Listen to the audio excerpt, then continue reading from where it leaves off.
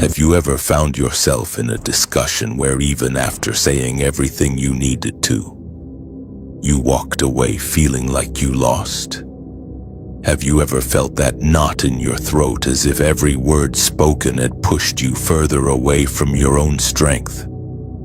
Perhaps you're surrounded by people who speak loudly, interrupt, mock, and dominate environments with arrogance disguised as confidence. And maybe deep down, you believed that staying silent was a sign of weakness, that not defending yourself was surrendering, that not reacting was losing. But what if I told you that all of this is an illusion, that true power has never been in words but in their absence? Nietzsche, one of the most misunderstood thinkers in history, saw something that few have the courage to admit: those who talk too much reveal too much. Those who need to convince are already at a disadvantage. The world teaches us that we must fight, explain ourselves, defend our ideas, as if every conversation were a battle for the truth. But Nietzsche proposes something different, a more subtle, more lethal, and infinitely more intelligent path. He believed that silence is not just an absence of noise, but an overwhelming presence. Silence disconcerts, it destabilizes, it forces the other to confront themselves. This video is for you who constantly feels ignored, overshadowed, invalidated. For you who leaves conversations with the feeling that no one really heard what you meant to say. For you who is tired of being the easy target, the nice one, the one who tries to keep the peace while others take advantage of your calm. Perhaps you have confused your silence with submission, but today I will show you that silence can be your most powerful weapon, and that true victory does not come from winning an argument, but from never needing to enter one. Get ready to see silence in a new light, not as an absence of response, but as the definitive response. Let's dive into Nietzsche's ideas and discover how to master any situation without saying a single word. Why do we feel such a need to respond, to rebut, to correct, to prove that we are right? Because deep down we have been conditioned to believe that the truth must be defended tooth and nail, that if we remain silent we are allowing others to win. But Nietzsche saw this as a symptom of our deepest weakness, the fear of appearing weak. And behind this fear lies the ego, a fragile ego that cannot stand being questioned, that confuses disagreement with attack, and that turns any conversation into a battlefield. Nietzsche said that most people do not seek the truth when they argue, they seek power. They seek to reaffirm their beliefs, not because they are solid, but because if they are shaken, everything crumbles. Argumentation in this sense is not a tool of wisdom. It is a defensive armor, a desperate cry from the ego to maintain control of the narrative. And what does this mean? That when you feel compelled to justify yourself, to prove your point, you have already entered their game and lost. Because the simple need to justify your position shows that you are still trapped in the desire to be accepted, validated, understood. Nietzsche called this the herd morality, the behavior of those who live under the expectations of others, who want to be seen as good, correct, just. But this quest for approval is exactly what keeps you weak. True strength, Nietzsche said, lies not in convincing others, but in not needing to do so. It is in holding your vision, even in the face of laughter, criticism, rejection. It is in being misunderstood and remaining unshaken. What he proposes to us is a type of power that is not measured in verbal victories, but in internal mastery. A power that comes from the ability to remain calm while everyone around you is losing. Control a power that grows when you stop reacting. If you really want to win, you need to understand this. The game of discussion is a theater, and the first to stand up to act has already lost. Nietzsche knew that the reactive mind is a subjugated mind, The observing mind that is the dangerous one because it is above the need to prove anything. But then, if we should not react, how can we exert power over others? If words betray us, how do we make others feel our strength without saying a single phrase? Nietzsche had an answer for that, and it lies in the ideal of the Übermensch, the being who transcends the limitations of common morality and dominates the world through absolute self-control. In the next part, we will explore this figure and understand how it embodies the strategic use of silence as a weapon of dominance. Are you ready for this level? Because from here on out, silence begins to speak. If this content is making sense to you, click the subscribe button and subscribe to the channel. Thank you for your support. Nietzsche did not write for the weak. He wrote for the few who have the courage to look within, confront their own misery, and transform it into strength. For him, the common human lives trapped by convention's moralism and the need for others' applause. But there exists another type of being, rare, dangerous, free. The Übermensch, or Overman, does not live by reacting to the world. He shapes the world in his own image. And the most impressive part, he often does this in complete silence. The Übermensch does not need to win debates. He does not engage in cheap emotional games. He observes, he understands. He carefully chooses when to speak and, more importantly, when to remain silent, because he has understood something that others ignore. Silence is a form of language, a language that does not try to convince, it imposes presence. The silence of the Übermensch is not empty. It is a threat. It is authority. It is the sound of self-mastery. While others shout, he commands respect with his gaze. While others explain, he observes and reveals others' weaknesses. Merely with his calm, his silence is a wall. Those on the other side despair, trying to guess what lies behind it, and in that despair they make mistakes. They reveal too much. They lose their balance. This silence is not passivity, it is absolute control of one's own energy.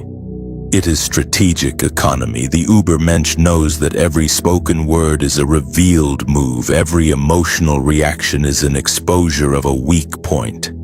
That is why he remains quiet, not because he has nothing to say, but because he does not need to say anything. He has transcended the need to prove something to someone. His presence already speaks for him. And more than that, it disturbs, because his silence forces others to look within, to deal with their own noise.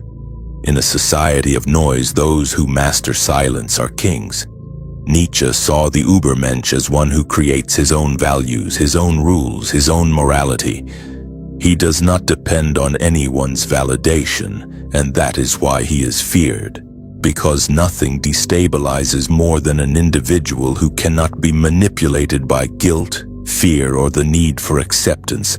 His silence is the shield against all these mechanisms, and when he speaks, it is because his words will topple an empire. But this raises an essential question. What makes silence so unsettling for others? Why do so many people feel threatened when someone simply chooses not to react? What happens within the human mind when the expected confrontation is replaced by an overwhelming absence?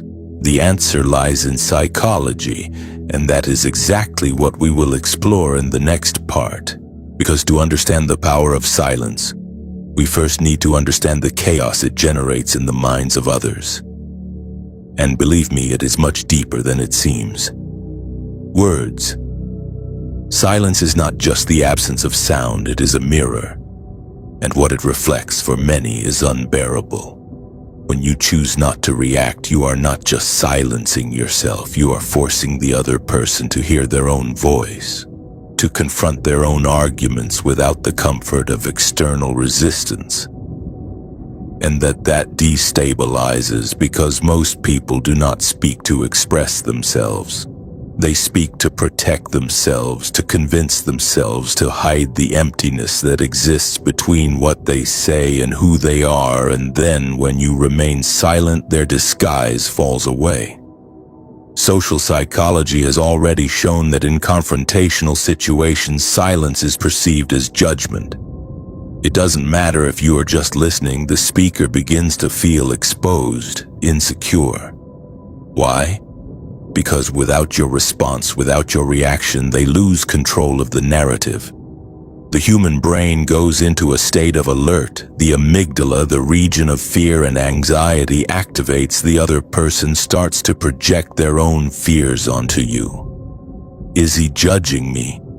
Did he notice my insecurity? Does he know I'm bluffing? And in this psychological battlefield, silence acts like an invisible blade. It cuts where no one sees but everyone feels. Nietzsche sensed this long before modern psychology confirmed it for him. The average person lives as a slave to their reactions. They act on impulse, react out of vanity, speak out of fear of being forgotten.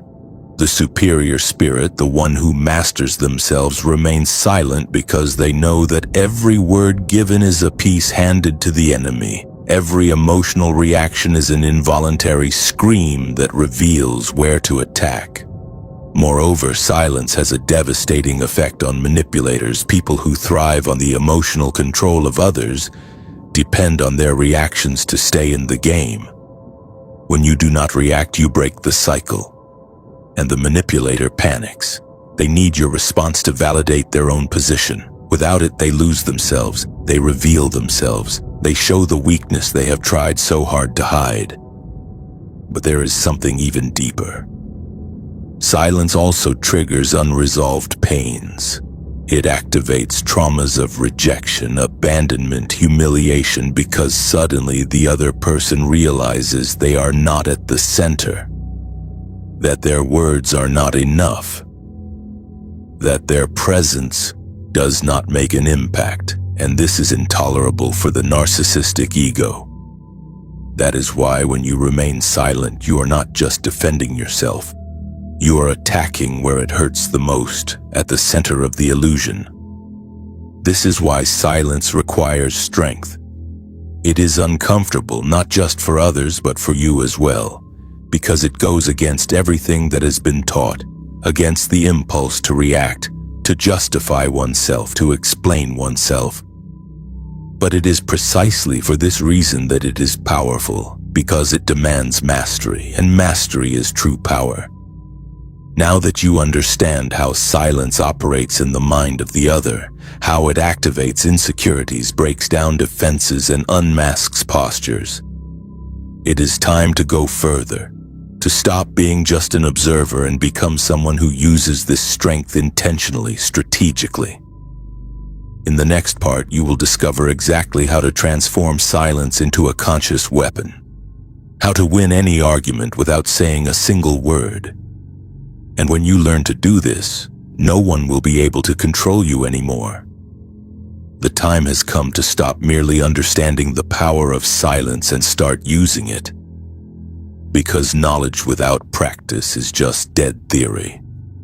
From now on, you will learn to transform your silence into a precision weapon, no longer as a defensive shield, but as a sharp blade ready to cut through others' masks at the exact moment they least expected. And the first step is simple yet brutal. Be silent when your will screams for a response. This requires strength because everything in you will want to react. It will want to justify itself. It will want to prove that it is right.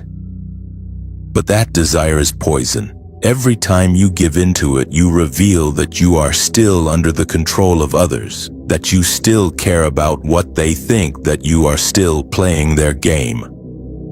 True silence is born only when you kill that need, when you understand that you owe nothing to anyone, that the truth does not need to be spoken to exist. The second weapon of silence is observation. While others talk, get lost in explanations, and try to fill the void with words. You listen, but you don't listen as someone waiting for their turn to speak. You listen like a hunter listens to the footsteps of prey in the forest. You perceive the fears hidden between the lines, the subtle contradictions, the insecurities disguised as arrogance. And you store all of this because when you speak, if you speak, it will be surgical. It will be with the precision of someone who masters the emotional territory of the other, the third weapon, time. Learn to let silence last. The pause is an element of tension, and tension is power. While the other person speaks, waiting for your reaction, and it doesn't come, they experience an internal collapse. The discomfort grows. Their mind begins to fill the void with assumptions, fears, paranoia. A simple look from you, accompanied by silence, can have more impact than 10 well-formulated sentences. The fourth weapon, unpredictability. When you master silence, you become unpredictable, and the unpredictable is always feared because people don't know what to expect from you, and when they don't know what to expect, they lose the advantage. They become cautious. They start measuring every word. You invert the logic of interaction from reactive. You become the gravitational center of the conversation. At this point, silence is not absence. It is pure dominance. But be careful. Do not confuse silence with passivity. Nietzsche was never an advocate of weakness. The silence we are talking about here is active tense, charged with intention. You are not withholding. You are preparing, choosing, positioning yourself with a kind of strength that doesn't need to be displayed, to be felt. And when the right moment comes, the moment when silence has already said everything it needed to, you can speak a single sentence, a precise comment, something that ends the discussion, not because it was louder, but because it was truer, deeper, more undeniable. But this brings us to an even more delicate issue, because up to this point we have talked about how to use silence to win. But there are moments when the game is not just about winning, it's about emotionally surviving. There are situations where people are not just debating with you, they are using you, manipulating you, draining you, and you, without realizing it, are giving away your power every day. You are being dominated without a single word needing to be spoken. And that's where the darkest point of this journey comes in. When silence is no longer strategy, but a silent scream from someone who has lost control of their own life. In the next part, we will expose this truth, show how you may be being used and not even realize it. Because while you think you are avoiding conflicts, someone may be building an empire on your silence. And Nietzsche already knew that. Is there anything more perverse than being silenced? It is being conditioned to think that silence is your only option, that swallowing your anger, conceding in discussions, avoiding conflict at all costs is synonymous with maturity, that remaining silent is a sign of balance. But what if I told you that this could be a trap? That many times this type of silence is not wisdom, it is disguised submission. Nietzsche saw this with brutal clarity. What you call peace is often just your domesticated surrender. Have you noticed how some people take advantage of your calmness? It's your ability to listen, to overlook, to avoid confrontation. They push their ideas, impose their wills, occupy spaces that were yours, and you let them. You convince yourself that it's not worth fighting, that it's better to maintain harmony, that it's not that big of a deal. But the truth is one. You are paying a very high price for this false peace, and the worst part, you are being used by those who understand that you will never react. Nietzsche spoke of the morality of slaves, that value system constructed by the weak to survive in a world dominated by the strong. It is the morality of resignation, of guilt, of being nice, an invisible code that teaches you to nullify yourself, to diminish yourself, to conform and still feel virtuous for it. But Nietzsche did not write for those who resign themselves. He wrote for those who dare to break these chains, for those who realize they are being used and decide to stop participating in their own submission. When you accept this type of silence, the one that swallows you from within, you are surrendering your power without realizing it. You are being shaped by the expectations of others. You are no longer yourself. You are what others need you to be, and this is the opposite of what Nietzsche called the will to power, because the true will to power is not to shout. It is not to dominate others, it is to dominate oneself. It is to regain control of your own narrative. It is to be silent, not because you are afraid, but because you owe nothing to anyone. This silence of submission needs to die, and in its place, the silence of presence must be born. The one that does not bend, that does not humiliate, that does not apologize for existing. The one that stands up amidst chaos and without saying a word, changes the course of the situation. This is the silence that Nietzsche would respect, the silence of the individual who has become the master of themselves.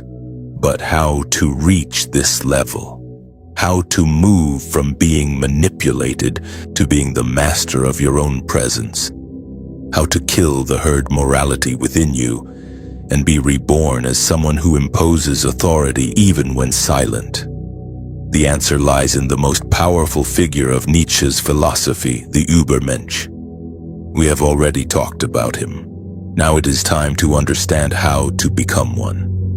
In the next and final chapter, you will discover what it takes to embody this new type of human being. Because the world does not need more talkers. It needs those who master silence and reign with it. We have reached the final point, and now I need you to understand one thing with all the clarity possible. Silence is not absence. It is not emptiness. It is not a space between sentences. True. Silence is pure presence. It is mastery. It is the sign that you are no longer reacting to the world. You are shaping it with your mere existence. Nietzsche never wrote for those who are content to survive. He wrote for those who want to transcend, for those who are willing to tear off the masks that society imposed, even if it hurts. The silence of the Übermensch is not the silence of the oppressed nor of the coward. It is the silence of the warrior who has already won even before the battle begins. It is the stillness of one who no longer needs to prove anything to anyone, because he knows who he is, and more importantly, he knows what he deserves. Now look at your life. How many times have you remained silent out of fear, out of guilt, out of not wanting to disturb? How many times have you let others decide for you, speak for you, trample over your truth? Enough. Nietzsche would say that living this way is an offense to existence itself, that accepting this kind of silence is betraying yourself from today on. Your silence needs to change its tone. It needs to stop being an escape and become an invisible shout of authority, a boundary, an affirmation of who you are, even if no one understands. Because who you are does not need to be understood, it needs to be lived, and that requires courage. Do you have that courage? Then comment below, I choose the silence that commands respect, not just so I know you made it this far, but so you can publicly affirm this choice, this commitment to yourself, because words have power. Even when they speak about silence, and don't stop here, the next video is essential. It will expand what you learned here and take your mind even further. Watch it, not for me, but because you deserve to go beyond. And remember, the weak shout, the strong remain silent, the wise choose when,